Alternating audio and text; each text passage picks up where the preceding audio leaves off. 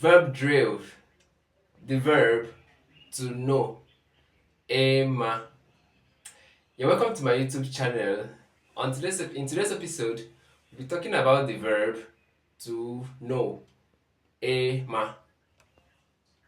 First person singular. Mam. I know. Second person singular. Ma. You know. Third person singular. Ma. He or she knows. Going over to the plurals. Anyị ma. For first person plural, we know. Anyị ma.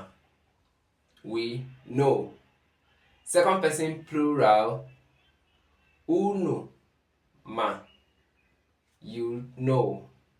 Unu ma. Then third person plural, ha ma. That is, they know. We take it again. Mam. Ma. Ma. Anyị ma. Unu ma.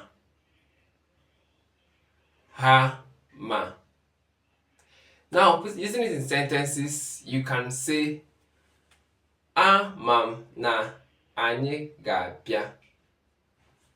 Amam na anyị ga-abịa. Ha ma akwụkwọ.